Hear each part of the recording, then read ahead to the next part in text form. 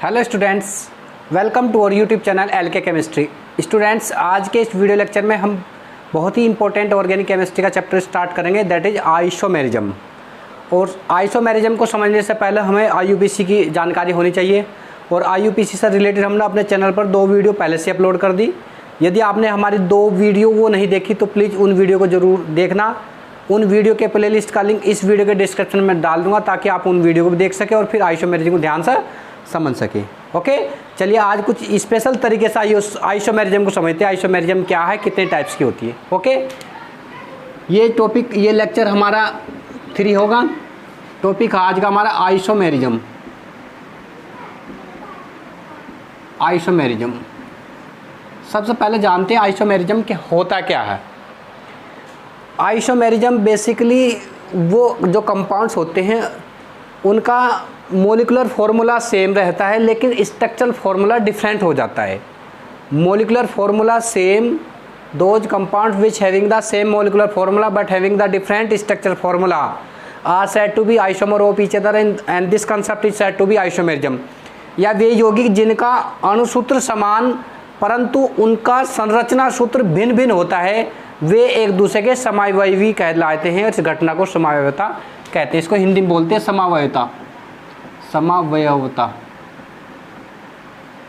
आप सपोज करो एक फॉर्मूला लिख रहे हैं C2H6O, ये एक मोलिकुलर फार्मूला, लेकिन ये 2 अपने स्ट्रक्चरल फार्मूला रिप्रेजेंट करता है।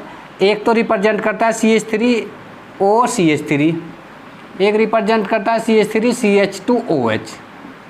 एक ही मोलिकुलर फार्मूला लेकिन 2 स्ट्रक्चरल फार्मूले को रिप्रेजेंट कर रहा है, आप देख ही रहे।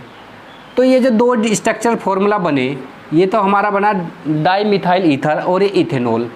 ओके, तो इसी मोलिकुलर फार्मूला से बने, इसीलिए ये दोनों एक दूसरे के क्या कहलाएंगे, आइसोमर कहलाएंगे। और घटना को पूरी को बोलते हैं isomerism.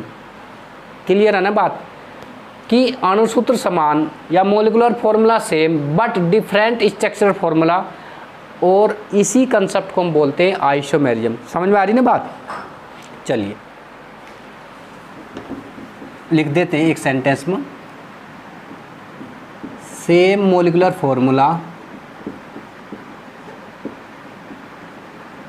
But different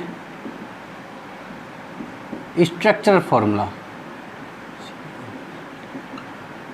structure formula are said to isomer of each other and concept is known as isomerism। Clear बात। Same molecular formula but different structure formula are said to be isomer of each other and concept is known as isomerism. Clear है। इसका example हमने यही लिया, C6H6O, ये कोई molecular formula है। इसके 2 स्ट्रक्चर फार्मूला बन रहे हैं हमारे, CH3CO CH3 and CH3 CH2OH। Clear है। तो ये जो दोनों बने एक दूसरे के, इनको बोलते हैं आइसोमर। आइसोमर। और इस पूरे कंसेप्ट को हम बोलते हैं, पूरे कंसेप्ट को हम बोलते हैं आइसोमेरिज्म। बात समझ में आ रही ना। मेरा प्रयास ये है कि आपको अगर आइसोमेरिज्म की ABCD भी नहीं आती हो, अगर आप ध्यान से वीडियो को शुरू से लेकर लास्ट तक बिना स्किप किए देखेंगे तो आइसोमेरिज्म का पूरा कंसेप्ट आपको समझ में आता चले जाएगा। ओके, इसलिए ध्यानपूर्वक समझते हुए और नोट्स बनाते हुए चलना। क्लियर है। तो हमारा कंसेप्ट डेफिनेशन ये रहेगी और ये हमारा इसका एग्जाम्पल बनता है। अब इसी को हम डिटेल में स्टडी करेंगे। क्लियर है। तो इसको आप नोट कर लेना। हम एक डायग्राम बनाते हैं जिसके आधार पर आइसोमेरिज्म के टाइप्स और आइसोमेरिज्म के टाइप्स को विद सुटेबल एग्जाम्पल्स की हेल्प से हम उनको समझेंगे। ओके, चलिए इनको नोट कर लेना। आइसोमेरिज्म जो है वो 2 टाइप की होती है। कितने टाइप की होती है? 2। Number 1 structural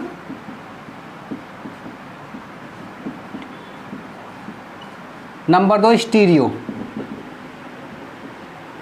structural isomerism number 2 stereo, stereo isomerism.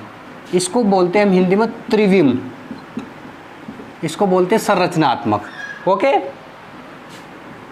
तो हम पहले बात करते हैं स्ट्रक्चरल आइसोमेरिज्म की। स्ट्रक्चरल आइसोमेरिज्म वो होते हैं सेम मोलिकुलर फॉर्मूला, तो कंडीशन रहेगी सभी केस में, इसमें कंडीशन थोड़ा सा दूसरे, जो स्ट्रक्चर फॉर्मूला होगा जिसकी ऐसे कंपाउंड्स जिनकी स्ट्रक्चर में कुछ परिवर्तन होगा, स्ट्रक्चर में कुछ चेंजेस पाए जाएंगे, तो वो कहलाते हैं स्ट्रक्चरल आइसोमेरिज्म। और जो स्टीरियो होते हैं वो स्टीरियो आइसोमर वो होते हैं जो जिनका स्पेस में क्या हो, ओरिएंटेशन डिफरेंट होगा, स्पेस में उनका अरेंजमेंट डिफरेंट होगा, लेकिन सेम मोलिकुलर फॉर्मूला रहेगा, वो कहलाते हैं स्टीरियो आइसोमेरिज्म या stereo isomer of each other. Clear है? अच्छा, अब हम बात करते हैं स्ट्रक्चरल के विषय में डिटेल में।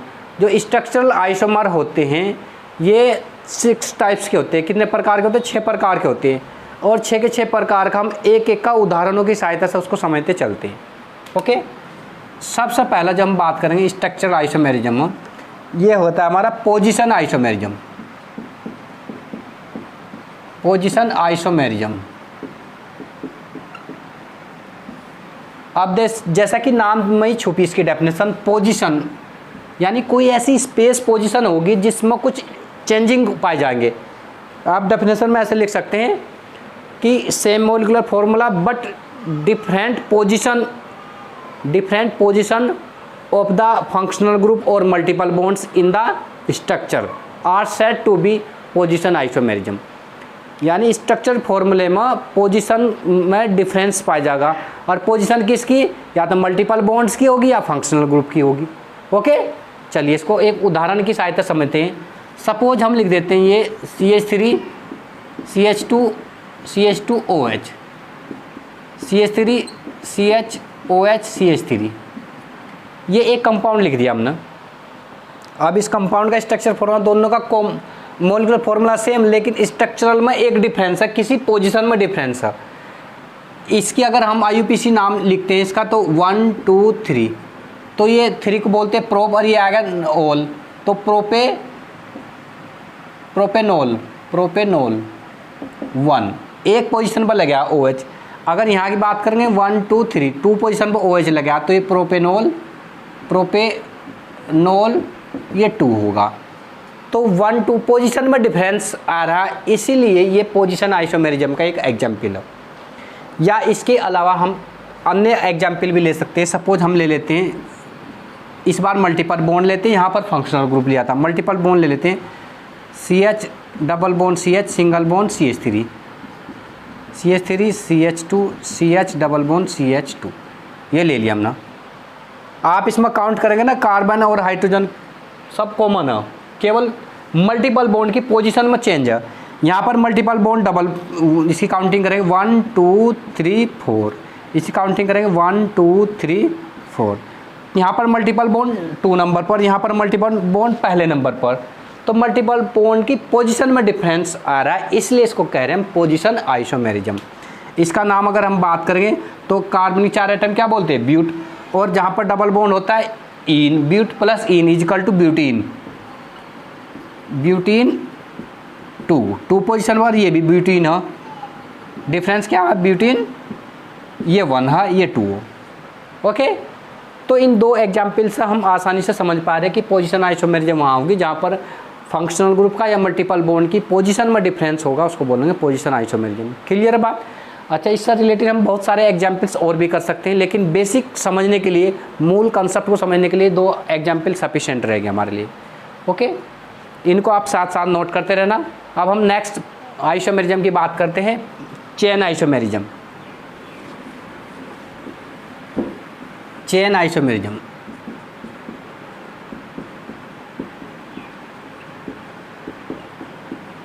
चेन आइसोमेरिज्म की डेफिनेशन ऐसे बनेगी, same molecular formula but difference in parent chain of the compounds. Compound की पेरेंट जो चेन होगी उस चेन में डिफरेंस होगा। हो सके कहीं 6 मेंबर हो, वो 6 मेंबर ब्रेक होगा 5 मेंबर में कन्वर्ट हो रही हो या 4 मेंबर में, तो चेन की नंबर्स में परिवर्तन आएगा, चेन्स के नंबर्स में चेंजिंग आ जाएगा, तो वहाँ पर चेन आइसोमेरिज्म पाई जाती है। फॉर एग्जांपल इसका सूटेबल एग्जांपल बनता है CH3 CH2 CH2 CH2 CH3 1 2 3 4 5। अगर इसका कॉमन नेम देखते हैं तो एन पेंटेन, आईपीसी नाम देखते हैं तो केवल पेंटेन, हम केवल आईपीसी की चर्चा कर रहे हैं यहाँ पर, ओके। और यदि इसी की चेन में हम डिफरेंस कर देते हैं CH3 CH2 CH2 1 2 3 4 5, 2 पोजीशन पर लगाएंगे,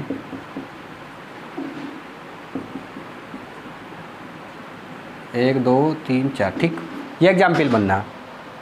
अब इसका आईयूपीसी नाम लिखते हैं, कैसे लिखे जाएंगे 1 2 3 4, 2 पोजीशन क्या लगा methyl, 2 methyl butane, 2 methyl butane, और इसका नाम क्या पेंटेन, यानी कार्बन के एटम 5 ही है इसके अंदर भी, इसके अंदर, लेकिन ये जो ये हमारा टर्मिनल पर लगा था ये ब्रांच की रूम में अटैच कर दिया, ओके। तो इसीलिए इन दोनों एग्जाम्पल्स के अंदर कौन सी आइसोमेरिज्म होगी, चेन आइसोमेरिज्म होगी।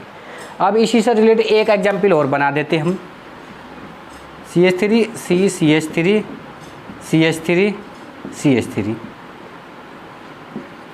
इसमें 2 ब्रांच है, तो 1 2 3, 2 पोजीशन पर मिथाइल ग्रुप है और 2 मिथाइल है, और जब सेम मिथाइल होते हैं उसके लिए क्या यूज़ करते हैं डाई, 2 के बीच comma hyphen di methyl propane, carbon के एटम 5 ही है लेकिन वो ब्रांच में लगे जो टर्मिनल्स थे, ओके। और इसका अगर नॉर्मल नेमिंग हम बात करें तो इसको बोलते हैं नियोपेंटेन, लिख देते हैं नियोपेंटेन, इसका आइसोपेंटेन,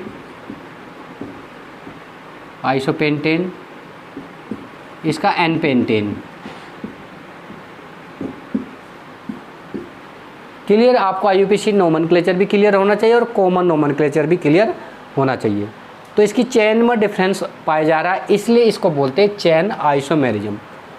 समझ में आ रही ना बात? तो ये हमारा था चेन आइसोमेरिज्म, इसको आप ध्यान से नोट कर लेना। Next, functional isomerism. Functional isomerism क्या होगी कि मॉलिक्यूलर फॉर्मूला सेम, केवल फंक्शनल ग्रुप डिफरेंट होगा, केवल फंक्शनल ग्रुप क्या होगा डिफरेंट होगा। तो फंक्शनल ग्रुप के डिफरेंट होने की वजह से वहाँ पर फंक्शनल आइसोमेरिज्म पाई जाती है। For example CH3 CH2 CH2 CHO, CH3 CH2 CH2 COOH, ये कंपाउंड है। कार्बन के एटम काउंट करते हैं तो 1 2 3 4, यहाँ पर 1 2 3 4 कार्बन के एटम कॉमन है, केवल यहाँ पर एल्डिहाइडिक ग्रुप है और यहाँ पर कार्बोक्सिलिक एसिड है, यानी फंक्शनल ग्रुप चेंज हो रहा है केवल और केवल, इसलिए इसको कह रहे हैं फंक्शनल आइसोमेरिज्म। डेफिनेशन कैसे लिखेंगे, ऐसी आइसोमेरिज्म जिसमें केवल और केवल फंक्शनल ग्रुप में चेंज होता है, वहाँ पर फंक्शनल आइसोमेरिज्म पाई जाती है, ओके। तो इसका आईयूपीसी नाम लिखते हैं, 4 क्या बोलते हैं ब्यूटेनल 1, इसको क्या बोलेंगे ब्यूटेनोइक एसिड 1। अन्य एग्जाम्पल भी हम बना सकते हैं, सपोज करो CH3 CH2 C double bond O CH3, ये बना दिया हमने CH3 CH2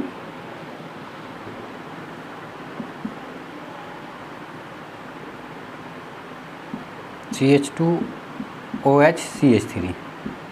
देखो अपने ये एग्जाम्पल बना दिया,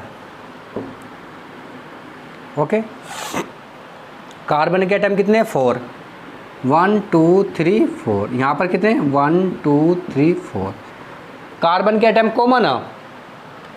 और जब इसका नोमेनक्लेचर करते हैं तो यहाँ पर क्या बनेगा, यहाँ पर बनेगा ब्यूटेनॉल 2, ब्यूटेनॉल 2, ब्यूटेनॉल नल नहीं ब्यूटेनॉल 2, और यहाँ पर बनेगा ब्यूटेनोन बोल लेंगे NONE, ब्यूटेनोन 2, और यहाँ बोलेंगे ब्यूटेनॉल यहाँ लिखेंगे ब्यूटेनॉल 2, नॉन यहाँ नॉल, केवल फंक्शनल ग्रुप चेंज है, यहाँ कीटोनिक ग्रुप है, यहाँ एल्कोहलिक ग्रुप है। तो केवल फंक्शनल ग्रुप के चेंज होने की वजह से यहाँ पर कौन सी आइसोमेरिज्म पाई जाती है, फंक्शनल आइसोमेरिज्म पाई जाती है। ओके, इसको आप ध्यान से नोट कर लेना। नेक्स्ट की हम बात करते हैं अब। नेक्स्ट मेटामेरिज्म,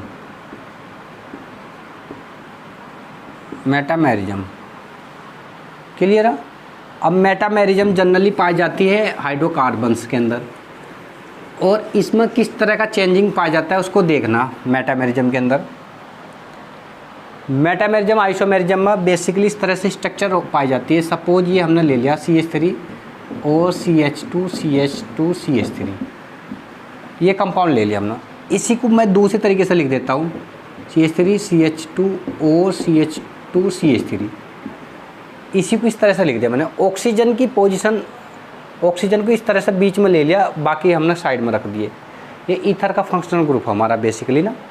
तो मेटामेरिज्म यानी ऑक्सीजन के अटैचमेंट्स में चेंज होता है, और इस टाइप के जो कंपाउंड होते हैं हाइड्रोकार्बन्स होते हैं जिनमें ये पाया जाता है। अब इसका IUPAC नोमेनक्लेचर लिखते हैं हम। ये CH3O, इसके बाद हम एक हाइपोथेटिकल लाइन कंसीडर कर लेते हैं, और इसके बाद भी एक हाइपोथेटिकल लाइन कंसीडर। इसका नाम ये CH3 क्या बोलते हैं, मिथाइल, और ऑक्सीजन भी जुड़ जाते हैं तो मिथोक्सी बोल लेंगे इसको, मिथोक्सी। और ये कार्बन के 1 2 3 एटम क्या बोलते हैं, प्रोपेन, मिथोक्सी प्रोपेन। और यदि यहाँ पर हम बात करेंगे कार्बन के ये कितने एटम है, 2 एटम, 2 क्या बोलते हैं, इथेन, और ऑक्सीजन जुड़ जाएगा तो इथोक्सी हो जाएगा, इथोक्सी। ये क्या बोलेंगे, इथेन, इथोक्सी इथेन। तो ये जो एग्जाम्पल इस टाइप से बनता है, इस एग्जाम्पल के अंदर कौन सी आइसोमेरिज्म पाई रही है, हमारी मेटामेरिज्म पाई जाती है। क्लियर है। तो आप इसको ध्यान से नोट करना मेटामेरिज्म को। और मेटामेरिज्म से रिलेटेड अन्य और भी एग्जाम्पल्स बन सकते हैं, लेकिन ये सूटेबल एग्जाम्पल लगे इसलिए हमने ये कंसीडर कर लिए। ओके, अच्छा, इसमें हम एक थायो ग्रुप को भी चेंज कर सकते हैं, अन्य ग्रुप भी ले सकते हैं हम ना। देखो एक एग्जाम्पल ऑक्सीजन को रिप्लेस कर देते हैं अगर हम, CH3S single bond CH2 single bond CH2 single bond CH3, CH3 single bond CH2 single bond S single bond CH2 single bond CH3, ये ले लिया हमने। इसको मिथोक्सी प्रोपेन या इथोक्सी प्रोपेन, इसको हम एक तरह से और भी बोल सकते। इसको ये ईथर ग्रुप होता है हमारा, तो मिथाइल प्रोपाइल ईथर, इसको डाई इथाइल ईथर। अब जैसे हम यहाँ पर बात कर रहे हैं, यहाँ पर ये मिथाइल है, ये क्या ग्रुप है, ये प्रोपाइल ग्रुप है। तो आप लिखोगे पहला मिथाइल प्रोपाइल, मिथाइल प्रोपाइल थायो ईथर, थायो ईथर। जहाँ पर S आता है वो थायो ईथर होता है, जहाँ पर ऑक्सीजन आता है वो ईथर होता है। क्लियर। इसी प्रकार यहाँ इथाइल, इथाइल क्या बोलेंगे इसको, डाई इथाइल थायो ईथर। क्लियर। इस टाइप के ये एग्जाम्पल आपको ध्यान रखने की ज़रूरत है। ये सभी एग्जाम्पल बनते हैं हमारे मेटामेरिज्म के। ओके, चलिए इनको नोट कर लेना। अब हम नेक्स्ट बात करते हैं। नेक्स्ट है हमारी टोटोमेरिज्म।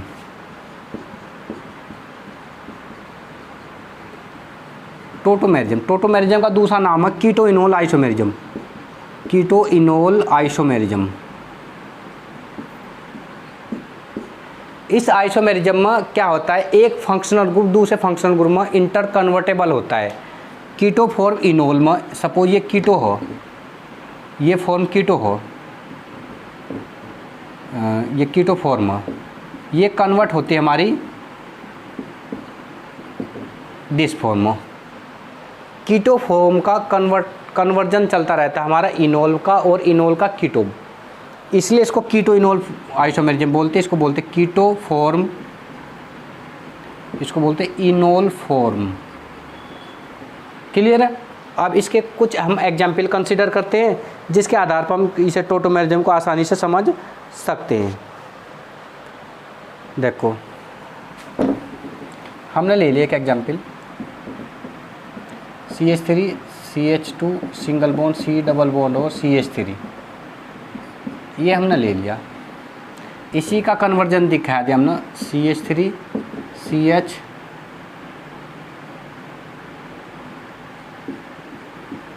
OH CH3, ये कन्वर्जन है। इसको बोलते हैं कीटो फॉर्म, कीटो फॉर्म, और इसको बोलते हैं enol form, enol form. Okay, अच्छा अब इसको हम कैसे समझते हैं, इसकी मैकेनिज्म समझ लेते हैं। इसकी मैकेनिज्म बेसिकली हुआ क्या इसमें ये स्ट्रक्चर ऐसे था आपकी, इसकी मैकेनिज्म देखते हैं भाई। ये CH3 CH2 है ना, इसको मैंने ऐसे खोल कर लिख दिया, CH2 एक ऐसे खोल कर लिख दिया, single bond C double bond और सिंगल बॉन्ड CH3। क्लियर है?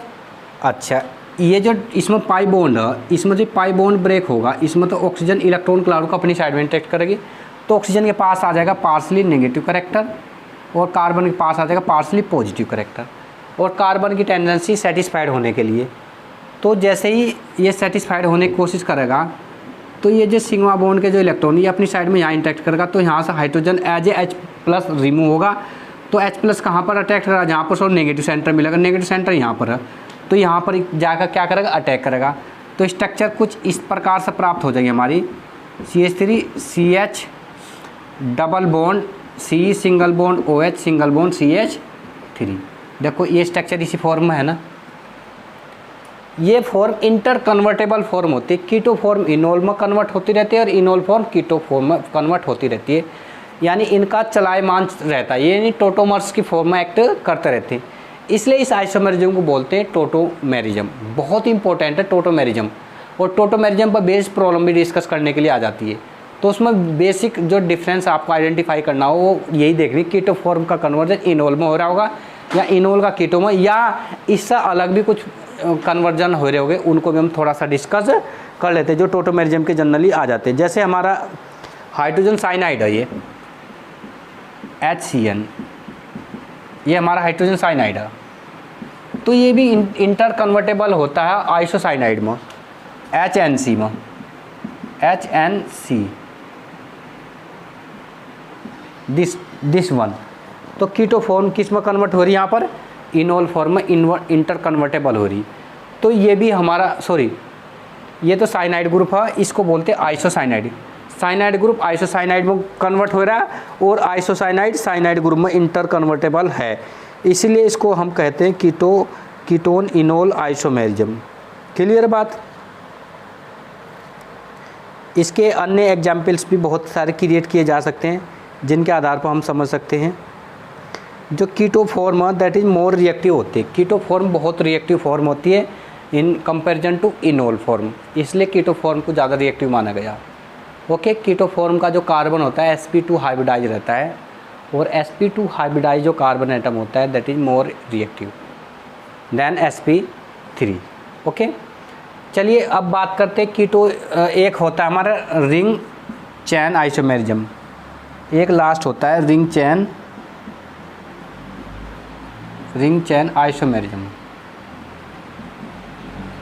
बहुत आसान है, देखते हैं कैसे, इनको नोट कर लेना। आसान कैसे है, अब देखो आप, सपोज हमने ये लिख दिया CH3 CH2 CH3, ये क्या है, प्रोपेन है। एक हमने ये लिख दिया CH3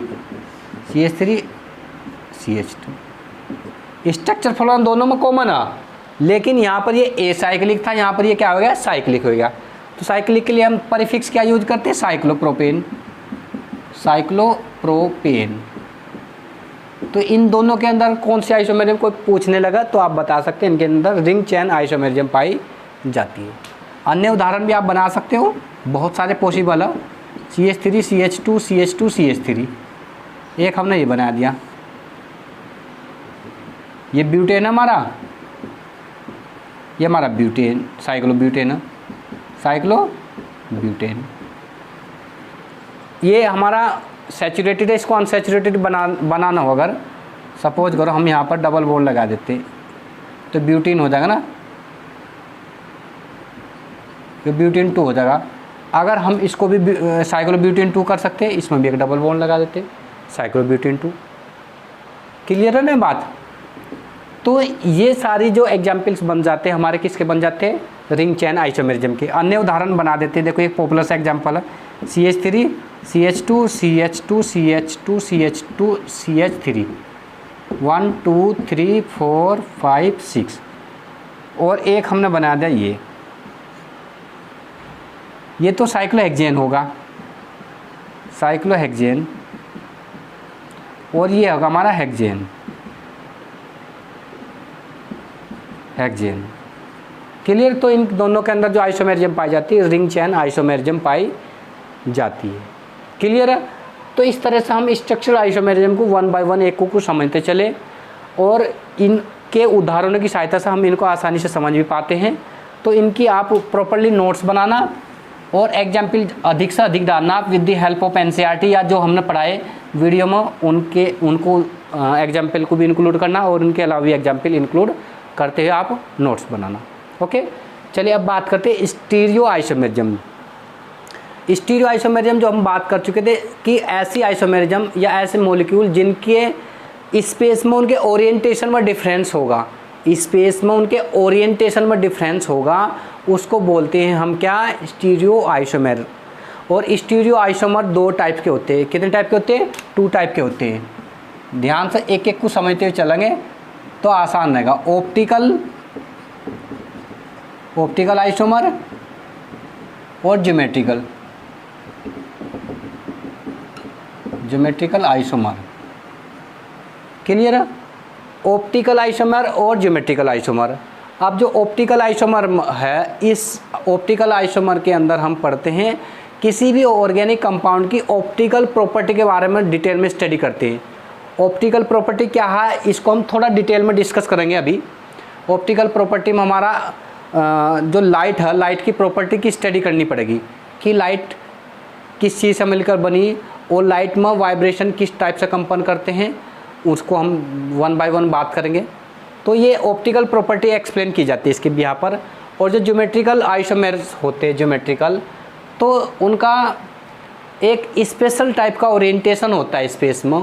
उस ओरिएंटेशन के बिहाफ पर हम ज्योमेट्रिकल आइसोमर्स को पढ़ते हैं, और इसको ज्योमेट्रिकल आइसोमर बनता है सिस ट्रांस आइसोमेरिज्म। इसी आइसोमेरिज्म का नाम है सिस ट्रांस आइसोमेरिज्म। ओके, आप इस चार्ट को प्रॉपर्ली साफ साफ आप नोट कर लेना पहले। ओके,